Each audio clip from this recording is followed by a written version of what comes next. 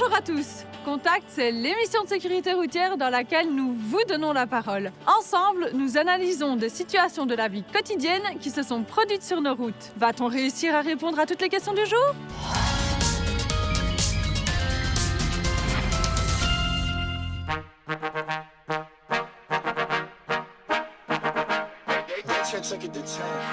En cas de collision, la ceinture de sécurité joue évidemment un rôle déterminant.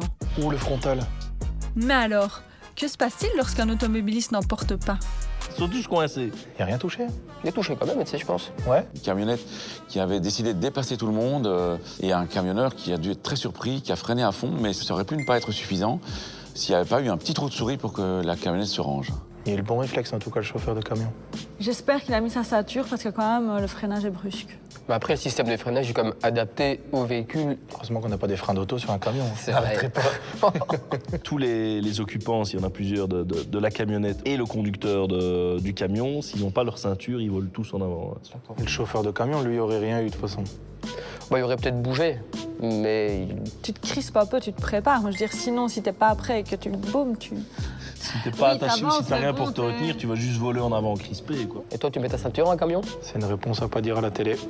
C'est dans un cas comme celui-là qu'on espère que tout le monde avait bien sa ceinture de sécurité, parce qu'en cas de freinage brutal ou pire, en cas de choc, la ceinture va vous permettre de rester solidaire du véhicule, de ne pas être projeté vers l'avant, de ne pas prendre de l'accélération et donc de ne pas, par exemple, aller heurter le pare-brise ou traverser celui-ci. On ne l'imagine pas assez, mais la ceinture, c'est un concentré de technologie. Il y a d'abord le tissage lui-même de la ceinture qui est fait pour absorber déjà une partie du choc. Ensuite, vous avez des outils électroniques comme les prétensionneurs qui vous tirent, qui vous collent littéralement à votre siège. Et puis, vous avez aussi la combinaison avec les airbags en cas de choc. Cette combinaison fait que vous allez encore diminuer les risques de conséquences physiques pour vous. C'est le petit clic pour éviter. Le grand claque. Voilà. Dans une rue à sens unique pour les voitures, les automobilistes sont souvent surpris par la présence de cyclistes roulant en sens inverse. Oh là, tout doux loulou. Mais un usager à vélo peut-il circuler de cette manière ?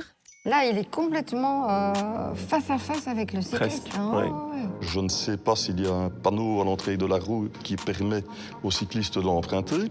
Moi, j'ai une question. Comment tu vois que c'est une voie à sens unique? Les voitures, elles sont garées uniquement dans l'autre sens, de l'autre côté là. Les cyclistes en ville se sentent pousser des ailes et prennent parfois beaucoup de risques. Mais c'est vrai que la loi dit que les vélos peuvent aller dans l'autre sens, donc tu dois forcément t'y attendre un peu. Victor, tu roules parfois en ville en vélo? Non, justement, ça me fait trop peur et quand je vois ça, je suis bien content d'éviter ce genre de situation. Non, c'est une bonne idée parce que, surtout à Bruxelles, il faut avoir des alternatives à la voiture.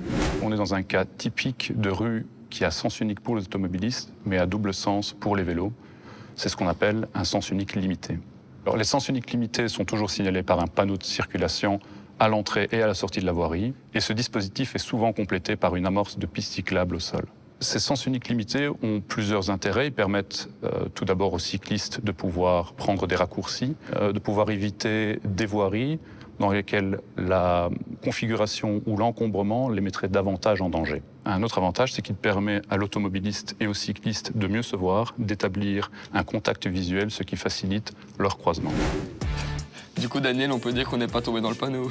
Tout à fait. Contact, c'est terminé pour aujourd'hui. Rendez-vous sur nos réseaux sociaux ainsi que sur la page Facebook RTBF Mobile Info pour davantage d'informations sur la sécurité routière. Moi, je vous dis à la semaine prochaine. Merci pour votre fidélité et bonne route!